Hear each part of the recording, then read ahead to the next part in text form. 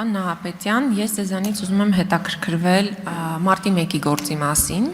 քանի որ այդ գործի մասով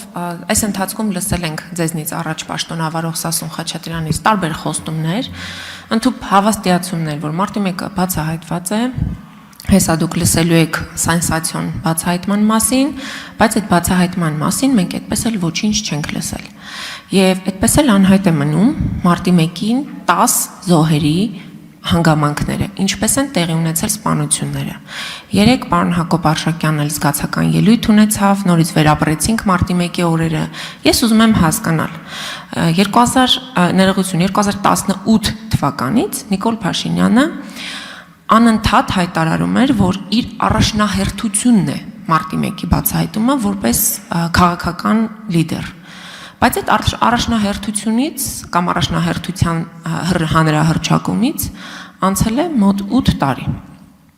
Ոչինչ հայտնի չէ։ Նիկոլ Փաշինյանն ասում է, իմ կարծիքով ամբողջությամբ բացահայտված է։ Մեզ պետք չի որևէ մեկի կարծիքով բացահայտումը։ Մեզ պետք է իրական բացահայտում մարտի 1-ի։ Ի վերջո,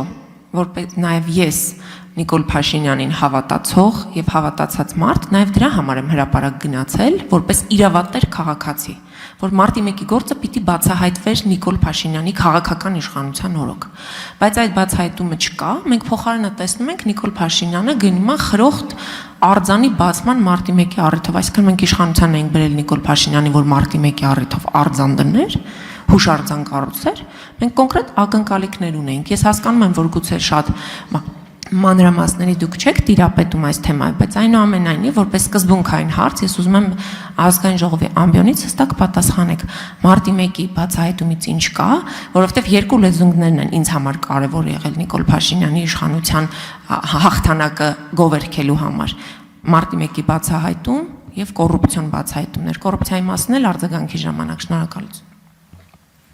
Շնորհակալություն, Տիկին Տոմասյան։ Մարտի 1-ի գործի մասով ասեմ, որ իմ ուշադրության կենտրոնում է այդ գործը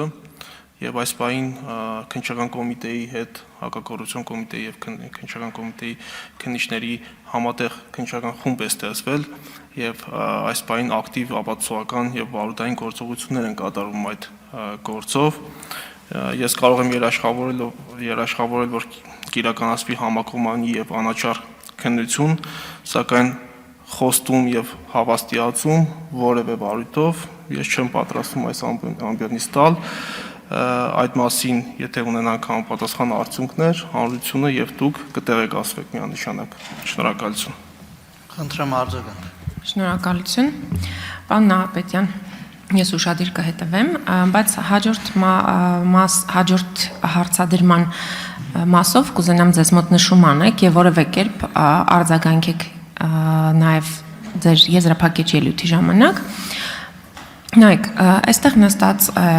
քաղաքացիական պայմանագիր խմբակցության ղեկավար Հայկ Կոնջորյանը, որի կինը աշխատում է Հայփոստում։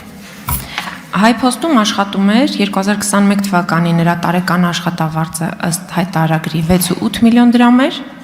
այդ ժամանակ արդեն Հայկ Կոնջյանը դարձավ ֆրակցիայի ղեկավար։ 22 թվականին նրա աշխատավարձը դարձավ 9.5 միլիոն դրամ, 23 թվականին դարձավ 10.5 միլիոն դրամ, անցած տարի էլ Հայկ Կոնջյանի կինը դարձավ Հայփոստի տնօրեն։ Այս թռիչքաձև աճը արդյոք որևէ աղերս ունի կոռուպցիոն որևէ գործարքի հետ, եւ եթե օրինակ Հայկ Կոնջորյանը չլիներ իշխող խմբակցության ղեկավար, արդյոք նրա կինը այս թռիչքը կունենար, այս կարիերան կկարողանար հաղթահարել։ Շնորհակալություն։ Շնորհակալություն, Տիկին Թոմասյան, ես չեմ կարող ձեր քաղաքական բնույթի հարցադրմանը պատասխանել, համենայնդեպս ձեր նկարագրած դեպքի մասով չեմ կարող ասել նաև նկատել որևէ կոռուպցիոն բնույթի տվյալ ձեր նկարագրածում։ Եթե ունեք այլ տվյալներ հանցանքի վերաբերյալ, ես խնդրում եմ պատշաճ հաղորդում ներկայացնել հակակոռուպցիոն կոմիտեում։ Շնորհակալություն։